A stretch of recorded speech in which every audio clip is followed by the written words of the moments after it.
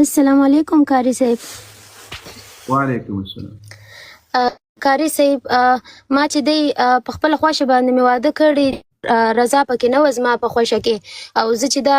پلار مې غوښتل چې ما بل چاته ورکړي نو هغې څه ما انکار وکړ نو ما په خپله خوښه باندې واده وکړ د اسلامي په طریقه باندې او په جماعت کې موږ نکاح سره وکړله نو اوس 15 کاله سوي دي زما پلار زما سره خبرې نه کوي زما بچیان هم سوي دي دی زما سره خبرې نه کوي او ما ته وایي چې ته ګسې زما د لوریانو څه نه یې نو وایي لایک زه ګسې د دې دغه څه ایستی یم چې ته زما په لوریانو کې نه راځې نه حسابېږې نو زه دا ډېر کوشش کوم وبخښئ قاري صاحب زه ډېر کوشش کوم د پلار څخه بخښنه وغواړم او زه غواړم چې زموږ ترمنځ هر څه یې ټیک سي ځکه دی ماته وایي چې تر څو ما نه یې بخښلې نو تر هغې پورې به ته جنت په سترګو ونه وینې او دا دنیا به دې هم بربادوي هغه هم ځکه تا د مور او پلار اطاعت نه دی کړی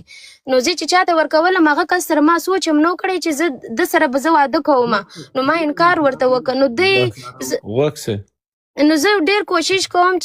او بخښئ زه ډېر کوشش کوم چې دی زما سره راسي ډېر مې فونونه پسې کړي دي څو ځل پسې ورغلی یم خو دی ما نه بخښي په دې کې تاسې ما ته ووایئ چې زه واقعي الله دپاره ګناهګاره یم یا زه چیش وکړم اوس بد دي کړي دي جرم دي کړی دی رب ته هم ګناهګاره یې پلار و مور ته هم ملامته یې پلار و مور ته هم ملامته یې رب ته هم ګناهګاره یې فقط انکار به دي کړی کوم ځای کې چې د پلار ورکولي انکار به دي کړی کوم ځای صبر وکړه بیا جواب نه درکوم الله جل وعلا دې اوس هم پر دې وکړي ګوري هره زنانه چې یو ځای د دې نه وي خوښ مور و پلار ته انکار کولی سي مور و پلار ته انکار کولی سي مور و پلار ته دې ووایي چې په دې ځای کې زه نکاح نه کوم مه مې ورکوه بس داسې اوس دا راولاړېږي د مور و پلار په مقابل کې دا په خپله خوښه واده کوي دا د جرم ده دا د ناروا عمل کړی ده نو قاري صاحب ما داسې نه دي کړي چې ما مور و پلار پرېښول او زه ولاړم ما ځان ته کس را پیدا کړ زه مور الله دې اوس دې ملا پرده وکړه سي الله جل وعلا دې مور و پلار چاره وکړه سي دا خبره به جواب کړم د مسلمانانو ته به جواب کړم ناروا عمل دی پلار بی اجازته چې پلار او مور دی په داسې شکل کې درنه مړي سي خفه وي د جنت بوی به هم تر سپنګونه کړي هغې رالویه کړلې هغه تکلیف در سره وکړل ټولې خوارۍ په تا باندې چې د ما لور عزت ژوند ولري په حیا کې رالویې چې ته وایې ما مور او پلار نه لاړم په خپله خوښه مې واده وکړو دا انسانیت ده د دې ژبې دې داسې معلومیږي چې الله دې رحم وکړي مور و پلار ته دې ځای انتخاب کړه مور و پلار ته به دې ویلي اوسې پلاره په دې ځای کې نکاح نه کوم په بل ځای کې مې ورکړه دا د تا شرعي حق ده داسې ته په خپله خوښه ځې په خپله خوښه نکاح کوې دا د تا شرعي حق نه ده داسې ته پلار خفه کوې ته مور خفه کوې دا د تا شرعي حق نه ده شرعي حق د تا په ځای انتخاب کولو کې ده شرعي حق د تا په ځای انتخاب کولو کې ده نور د پلار ته ووایي چې پلار جانه په دې ځای کې نه کوم بل ځای مې ورکړه دا ځای مې ورکړه په دې ځای کې مې ورکړه دا ځای را خوښ کړه دا د پلار حق سو دا د مورجانې حق سو چې تی رالویې کړلې تکلیفونه یې در سره وګالل زحمتونه یې در سره وګالل خپلې خوشحالیانې یې در سره تباه او برباد کړلې چې ودرې لور د زوی د رالوی سي بیا وایي چې خپله خوښه لاړم په مسجد کې مې نکاح وکړه دا نکاح چې چا در تړلی هغه هم د خدای په غضب اخته ده داسې کار په ټول عمر کې یوې اصیلې ښځې ته یوې اصیلې لور ته یوې اصیلې خور ته یوې پاکدامنې لور ته یوې پاکدامنې خور ته داسې عمل نه ده په کار چې یو څوک اصیله وي اصلزاده وي پلار پیژني مور پیژني خاندان پیژني عزت پیژني ابرو پیژني له الله نه بیریږي داسې کول نه دی ورته په کار رب اجازت در کړی ده خور یې تا ته لور یې تا ته په خپلو حدودو کې در کړی ده تاسې هغه یو تکلیف چې مور یې در سره کوي چې 9 میاشتې دې په خېټه کې ګرځي اولادونه دې هم راوړي که دا سبا له تا سره دا لور داسې وکړي درته وایي چې ځه لور یې مور یې پلاره د ما په ژوند کار مه لره او په خپل سر درنه لاړه نکاح یې وکړه ته بیا به د ځان لپاره وزغمي هغه تکلیفونه چې د پلار تیر کړي هغه تکلیفونه چې د مور تیر کړي دي دا ګوري مسلمانانو له موږ تاسو سره دلته کانه اکثریت پلرونه دي په الله قسم د ما یوه لور د عایشه نومیږي وړوکې لور مې ده په خدای قسم سي لږ بې اختیاره وزاړي زړه مې درد ورسره کوي دا داسې که نه د مسلمانانو بالکل هم داسې ده. بالکل 20 کاله او 15 کاله پلار خوارۍ درته کوي مزدوري درته کوي مور مزدوري درته کوي تکلیفونه درته ګالي پریشانیانې داسې مه کوه لور مې ده زوی مې ده بیا چې تاسې راغټئ داسې چم ورسره کوئ هغه د زړه دردونه هغه د زړه تکلیفونه د دې بدله د احسان بدله ورکړه مور و پلار ته نو ورونو خویندو تاسو ته وایم مور و پلار ځای ته ورته انتخاب کړه کوم ځای چې د تا زړه نه وي مشوره ورکړه چې پلار جانه مور جانې د ما ژوند ده دا ځای د ما خوښ نه ده ما په داسې ځای کې مه ورکوئ تی ور وښئ ځکه مور و پلار د تجربه لري دا د موږ اکثریت غرونه خویندې تجربه نه لري بس هغه شهوت پسې اخیستلي وي چې وایي هسې وایي یو شی راته پیدا سي بس نه دلته مور و پلار خو تجربه لري هغه د تا ژوند ته ګوري د تا قرابت ته ګوري د تا دوستي ته ګوري د تا آینده ته ګوري خاندان ته ګوري هغه تجربې ته نه لري خورجانې ورورجانه هغه د پلار لري هغه د مور لري ځکه ګوري هر پلار و مور تجربه وکړي په دوستي کې په قرابت کې څوک انتخاب کړم څوک انتخاب نه کړم هیڅ مور و پلار په خدای قسم که هر څومره ظالم مور و پلار وي هغه په اولاد باندې بد ځای ورته نه انتخابوي بد ځای ورته نه انتخابوي خو د تجربې په اساس یو ځای درته انتخابوي دا څومره په بېدردي سره یو که ځوان وي که لور وي راولاړ سي وایي زه لاړم دغسې مې وکړل هغسې مې وکړل دا جرم ده دا خیانت ده دا د الله مخالفت ده لا نکاح پیغمبر علیه الصلاة والسلام په یو حدیث کې وایي چې د مور و پلار بې اجازته د ولي بې اجازته به نکاح نه کوي پلار دی د پلار بې اجازته به نکاح نه کوي مور دی د مور بې اجازته به نکاح نه کوي ورور دی د ورور بې اجازته به نکاح نه کوي نو چې یو وارې نسي کولی مخالفت وکړه د یو ځای نه به د پلار ظلم در باندې کوي نه به د مور ظلم در باندې کوي چې کوم ځای دې نه وي خوښه ورې مه کوه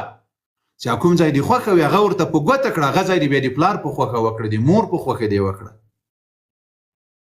خاندان په خوښه دې وکړه ځکه دا دوستي ده دا قرابت ده په خبره باندې پوه سولسته دا د موږ کله کله د ځوانان نجونې پیغلې یا ځوانان ورونه هغه فقط دغسې شیانو ته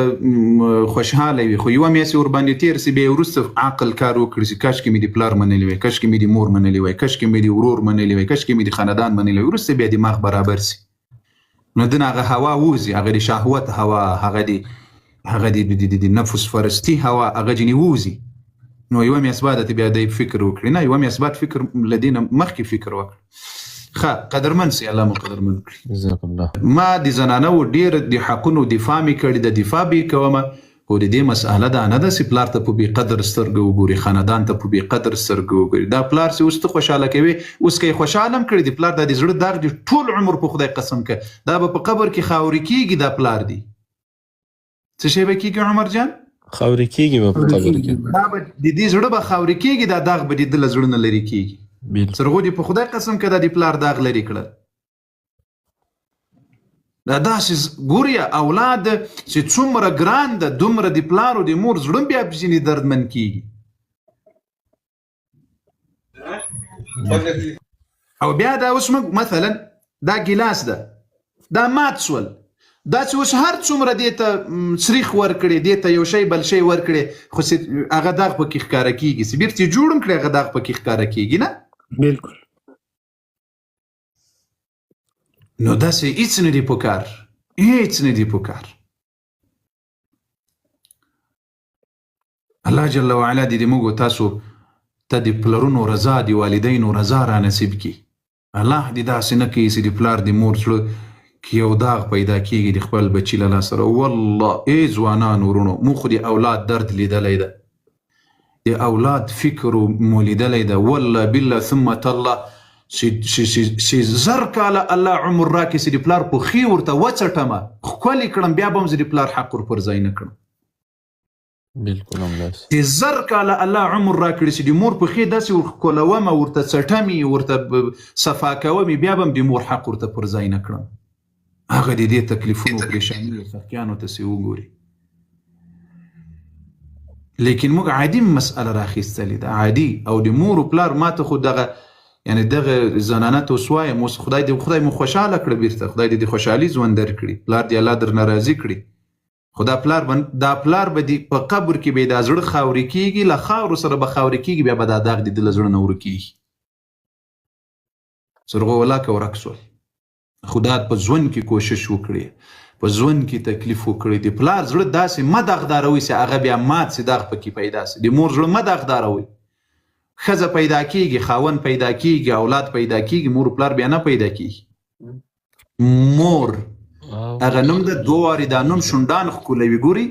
مور، پلار، بابا، په هر نامه کې چې د پلار نوم ته نوم اخلي، شونډان به د یارې دا نوم ښکلوي، بیا اخلي. امي، ماما، مور، په ټولو نومونو کې د دې نوم به ښکلوي، بیا نوم اخلي. ښځه مړه سوه، بله وکړه، شریعت اجازت درکړی. اولاد نسته، رب به بل درکړي. خاوند یې نسته، بله نکاح وکړه. خاوند یې مړ شو، بله نکاح وکړه، شریعت اجازت درکړي. اما مور او پلار دا نوم یو ځلې خدای په ژوند کې درکوي، بیا یې نه درکوي. د ښځې نوم تکرار درکوي، د خاوند نوم تکرار درکوي، د بچو نوم تکرار درکوي، لیکن دا بیا نه درکوي. آیا یو انسان دی هغه ډیر زیات ګناهونه کړي، بیرته راتلی سي لکه له حد داسې وکړي دي؟ څومره یې کړي دي؟ لکه زناهان یې هم کړي، شرابونه یې هم څکلي، داسې نور ډیر ګناهونه کړي. دا دنیا کې ځایږي؟ څه وایو، خو ډیر زیات یې له حده هم زیات کړي. دا د دنیا د غرونو په اندازه باندې چې څومره غرونه دي په دنیا کې، له دغومره شاید له دې هم زیات وي. یعنې دا دنیا پکې ډکه وي، تر اسمانه پورې رسیږي. دومره خو به نه، دومره ګناهونه یې کړي وي چې په دې دنیا کې نه ځایږي، او اسمان تر کنارو پورې ورسیږي. چې بیا هم په اخلاص او په صداقت توبه الله جل وعلا توبه سي، الله بخښونکی ذات. اچھا، بیا توبه قبلېږي، مطلب بیرته راتلی شي؟ خود راتلی شي، ولې نشي تللی؟ الله جل وعلا قل يا عبادي الذين اسرفوا على انفسهم لا تقنطوا من رحمة الله ان الله يغفر الذنوب جميعا. الله وایي د ما له رحمته مه نه امیده کېږئ، زه تاسو ته ټول ګناهونه معاف کوم. جميعا، ټول ګناهونه په اخلاص توبه په صداقت توبه الله جل وعلا ته په پاک نیت راواپس کېدل. مولانا صاحب خو یو وار توبه وکړي، بیا سړی وروسته بیا شرابونه وغیره څکي، نو بیا خو بیا نه قبلېږي. بیا دې توبه وباسي، بیا دې توبه. خدا د توبه نصوحه درې شرطه لري. هر وخت کې چې څوک توبه باسي، رب العالمین جل وعلا ته ګناه به پرېږدي، پېښمانه کېږي به، او په آینده کې به اراده نه ورته کوي. چې دا درې شرطونه په توبه کې پیدا سول، الله هغه توبه قبلوي. خو دا توبه الله نه قبلوي. چې شراب دې داسې په خوب کې نیولي یې، وایي چې خدایه توبه، دا توبه الله نه قبلوي. ګناه به پرېږدي، الله جل وعلا ته به پېښمانه کېږي، او بیا به د دې تر څنګ په آینده کې به هم اراده ورته نه لري. بیا که بل وخت کې بیا له چانه، یعنې په یو وخت کې توبه ایستله، دا درې شرطونه پکې وو، بیا د وخت په تېرېدا سره بیا ګناه جنې وسو، بیا دې توبه وکړي، بیا الله جل وعلا توبه قبلوي. صحیح ده مولانا صاحب. کري صاحب سلام علیکم. وعلیکم السلام. کري صاحب ټول الله دې عمر وکړه، سلام ملګرو، ټول ستړي مه شئ. قدرمن سي. تا خپرونې ډېر په شوق اورم، والله خدای پاک نه سوال کوم د کور نه واخلو شم، نو بیا ورشئ تو خپرونې ته دومره زه کښېنم، ډېر خوند ورکوي. الله دې همداسې ښکلي عالمان په دنیا کې نور هم پیدا کړي. یو سوال لرم کري صاحب، زما خپله 6 موټر دي، 2 په دوبۍ کې دي، نور دلته راسره دي. په دا کې زکات شته په د موټر کې؟ د تجارت دپاره چې هر شی وي په هغه باندې زکات شته. په دا کې 2 مطلب په کمپنۍ کې کار کوي 3، او دا 2 چې کوم دي د درې دا د خو کور دپاره استعمالیږي د کور دپاره یو کې ضرورت پوره کیږي که دوه کې پوره کېدل په دواړو زکات نشته اما له دې نه اضافه نه د ضرورت په اساس باندې چې ضرورت دپاره څه شی وي کور د اوس پکې اوس یې ضرورت په دې زکات نشته موټر د دې کور دپاره ده زکات پکې نشته هغه موټر هغه څه شی ورته وایي ځمکه چې داسې دغه کوي ټیکټر په ټیکټر زکات نشته خو ټیکټر ځمکه جوړوي خو ځمکه چې کوم حاصل درکوي په هغه زکات شته اوس دلته یو خبره ډیره مهمه ده دا زده کړي د تجارت چې کوم اسباب دي د تجارت دا زده کړي اوس که د موټر تجارت ته درولي وي په دې موټرو زکات ده او که په موټرو کار کوي په موټرو زکات نشته هغه عاید چې درته راځي په هغه باندې زکات شته مثلا ښه راته متوجه سي یو سړی د 10 دوکانه لري دا دوکان په کرایه باندې ورکړي دي په دې دوکان اوس زکات نشته خو چې دا کرایه راځي دا عاید ورته راځي په دې زکات ده یا یو سړی د خپل 10 دوکانونه دي په دې دوکان کې کار کوي تجارت کوي دغه عاید چې ورته راځي دا ګټه چې راځي په دې زکات څخه په دوکان زکات نشته دوکان چې کله خرڅوي او کله لاسه پیسې راغلي په هغه زکات شته بل یو سړی د 10 موټرې لري په کمپنۍ کې دا چلیږي کار ورته کوي پیسې ورته راګټي په دغه ګټې باندې پیسې شته په موټر نشته کله چې بیا د موټر خرڅوي په هغه وخت کې بیا په زکات په موټر باندې شته چې هغه په عاید ده اوس مثلا یو سړی د 10 جریبه ځمکه لري 10 جریبه ځمکه لري په دې ځمکه باندې حاصل یعنی شیان ور باندې کوي څه شی ور باندې کوي زراعت ور باندې کوي په دغه حاصلاتو یې زکات شته په ځمکه زکات نشته په حاصلاتو یې زکات شته کچالو دي پټاټي دي دال دي وریجې دي وغیره سي ارڅ دي ور باندې کرل په غ زکات شته لیکن په ځمکه نشته خو اوس کدي ځمکه د تجارت لپاره اخیستلې حاصل نور باندې کوي خرڅوي اخلي په غي ځمکه بیا زکات شته کور دي ده پکې اوس په دې زکات نشته لیکن کور دی اخیستره د پکرایه ور کړی ده کدي پکرایه ور کړی پکرایه زکات شته او کدي تجارت کې کله خرڅ کړل بیا په خرڅلاو کې به د زکات پرې کې کا یو کار ور باندې وتره او د یو کار ک دوه کار ور باندې وتره د دوه کارو زکات به ور کوي ښه کریته بخیری سوال کم اما خپل کابل کې کور د انده صفات ده یعنی مطلب څنګه نشته کې مونږ دلته یو غنا ټول دولت یو د ټول فامیل می دولت ده نو التا کور نه ډېری پیسې لګیدلې دي تقریبا په کال کې یو ځلې ورشو نشو پاغه نه زکات شته که پکې وسیږي نه بالکل زکات تر پکې شته بیا په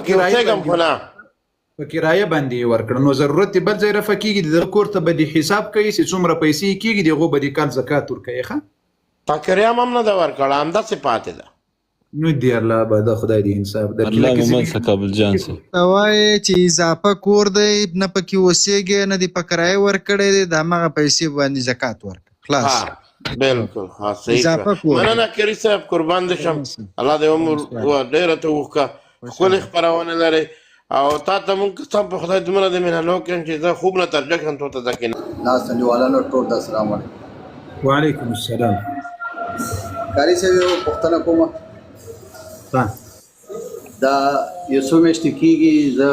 په چوټۍ تللی یم زه دوبۍ کې ژوند کوم او هلته کې دا سکیمران چې دي د زما اکاونټ لکه دغه کړی او زما هغه اکاونټ نه ټولې پیسې لکه ویستې تقریبا پاکستاني 10-12 لک روپۍ نو زه اوس بېرته راغلی یم ډیوټۍ باندې شوی یم دوبۍ ته او اوس لکه زه پیسو ته ضرورت لرم لکه دلته یو بل انډیوال واخوا دې خوا ته مې ټولو ته دغه وکړو ولکه څوک چاله قرض نه ورکوي که نه نو څوک ما سره یو واحد حل شته دی چې زه بینک نه پیسې راوالم نو دا څنګه چل دی بینک او هغه یې ورکوي سود جایز نه ده نه دی صحیح دا ناروا ده په دې څه نور هېڅ راز ته را سره شته نه هر څوک ضرورت د مجردان اوس ټول ضرورت لري دوی ته تیز ناروا ده ودې کړي هر څوک ضرورت لري السلام علیکم کاری صاحب وعلیکم السلام څنګه حال دی طبیعت ښه دی قدرمن سي کاری صاحب په اټلی کې اوسېږم دلته یو ملګری دی خپله خو زه سني یم شیعه نه یم او دا بل کس چې کوم دی نو دا داسې دین نه اوټ غوندې دی خو یو سوال په ما باندې بار بار کوي که نه وکړه. نو ما سره داسې خاص علم نشته دی ځکه تاسو سره راوختم تاسو نه پوښتنه کوم دا کس دی دلته دی د طلاق باره کې ما سره خبره کوي که نه پنجابی دی وایي چې که چېرته یو ښځې ته یو سړی طلاق ورکړي آیا یا سړی په نشا کې دی یا په غلطۍ کې طلاق وکړو او هغه ښځه مطلب بل څوک نه لري دې ښځې سره دا زیاتې وشو نو د دې ښځې سره به بیا د زیاتي د پاسه بل زیاتې ولې کېږي مطلب دی وایي چې کوم دغه چې دي کوم کاریان صاحبان چې کوم دي هغه وایي چې یاره دغه ښځه به حلاله کوي یا دروغ ده نو د دغې باره کې که تاسو ما ته څه انفارمیشن راکړو وکس تمیم صاحب الله جل وعلا د دې روزي مبارکې میاشتې کې تاسو ته د دې بدله ټولو مخلصو ملګرو ته عمر جان محمد جان تاسو ته ټولو مخلصو ابابیلو ته رب مو عزتمنو سره لوړي کړي. ګورئ طلاق یو قسم نه ده، طلاق خپل اقسام لري. دا سړی چې دومره د سړي زوی ده دا څوک چې چغې بغارې وهي چې وایي ولې داسې باید وسي دی ولې داسې کوي دې نقطې ته متوجه یې که نه یې متوجه دی ولې داسې کوي. اوس مثلا یو طلاق رجعي ده بل طلاق بائن ده بل طلاق مغلظ ده. دا اقسام دي د طلاق دا د څه شي اقسام دي د طلاق اقسام دي. که د ښځې ته یو ځلې طلاق ورکړل بیرته رجوع ورته وکړه چې رجوع دې ورته وکړه دا طلاق له منځه لاړل یعنې ښځه دې بیرته ښځه ده. اوس ګوره یو ځلې الله اختار درکړل چې ګوره له ښځې سره به لوبې نه کوې په نکاح کې به لوبې نه کوې ښځې له ځوان سره به دې لوبې نه کوې په طلاق باندې به پسخند و ملنډې نه وهئ. رب العالمین جل وعلا څه وایي ولا تتخذوا بآیاتي هزوا. بآیاتي نه دلته مراد طلاق ده. رب العالمین وایي چې په طلاق باندې به ملنډې و پسخند نه وهئ. طلاق دی ملنډو او د پسخند ځای نه ده چې ته کله وخت کې غوسه سې ښځې ته ورسې طلاق مې درکړی ده چې پیسې دې له لاسه ورکړې ښځې ته ورسې طلاق مې درکړی ده بل و بل و بل نه خیر. الله جل وعلا درته ویلي چې یو ځل مې اختار درکړل یو ځل دې طلاق ورکړل رجوع ورته وکړه بل ځل خیال کوه بل ځل چې دې ورکړل دې ته طلاق بائن وایي. طلاق بائن نکاح به کوې دوم ځلې طلاق کې دریم ځل چې دې طلاق ورکړل بیا دا ښځه ابد الابد په تا باندې حرامه سوله. اوس الله قانون درته جوړ کړل دا د الله قانون سو یو ځلې طلاق دوم ځلې طلاق دریم ځلې طلاق.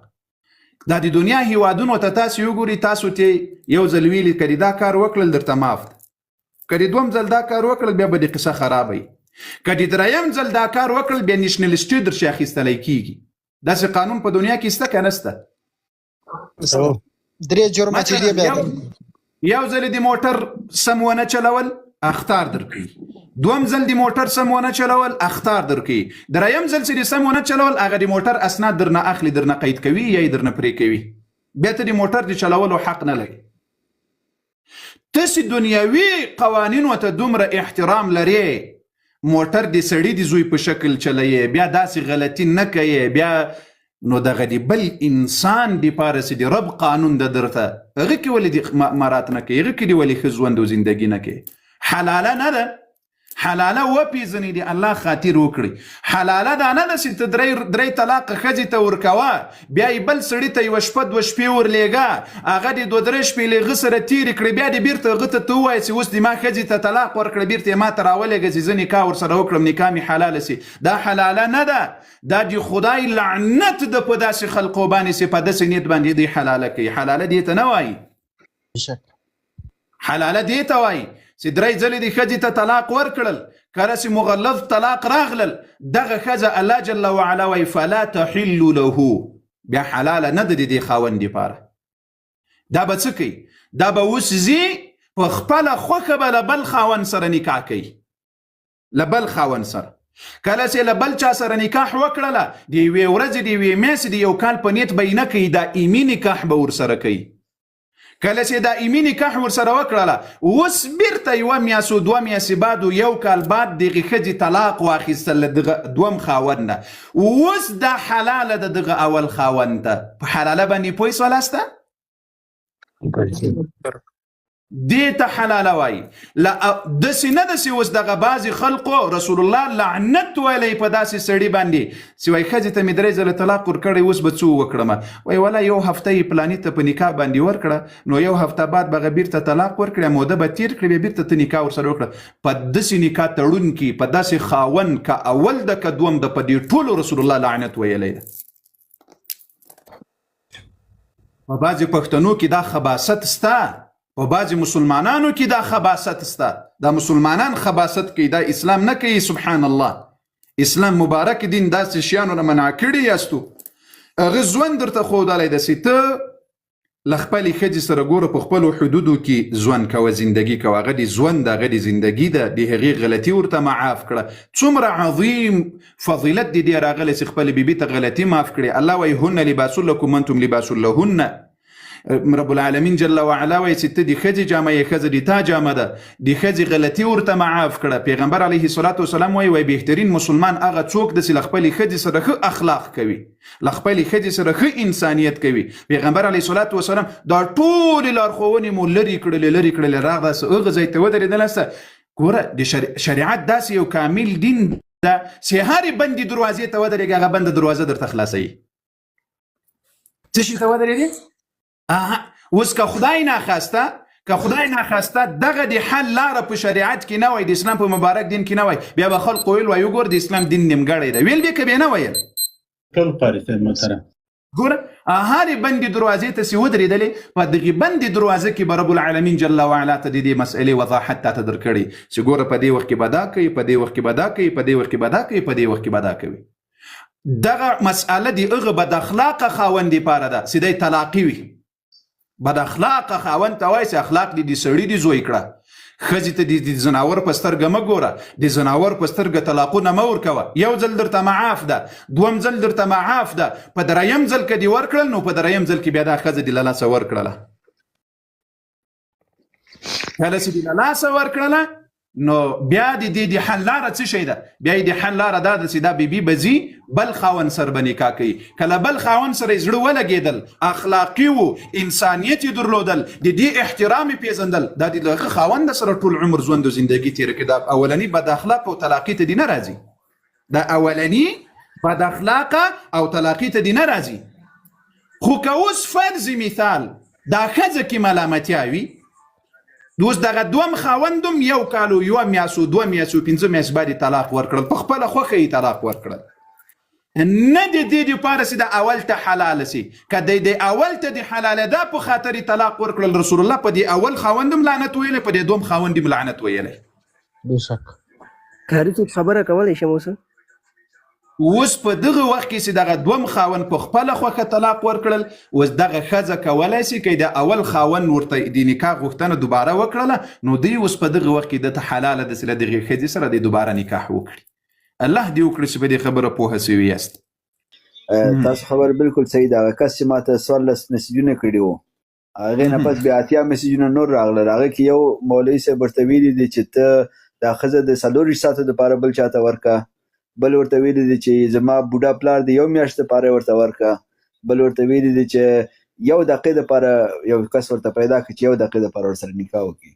نو دا د خلکو حال دي په دې ملا لعنت ده په دغه ملا لعنت ده د رسول الله په دې نکاح تړونکي لعنت ده د رسول الله په دې خاوند لعنت ده د رسول الله دا دوم سی کوي په دې لعنت ده د رسول الله صلی الله علیه وسلم بیا خپل د ښځې رونه جګ شوي دي ورته ویلي دي که تا د زموږ خور ته د طلاق خو د ورکړی ده که تا د کور نه ایسته که یا د عملي د ښکاره که موږ ته نو موږ به تا سره بدي کوو دغسې رونه پیدا کړي ډېر ښه کړي دا پښتانو خو کله په اسلام ایمان راوړی د پښتانو بېچارهګانو خوا دې نه بدوي موږ په رواج ایمان راوړی دی موږ خو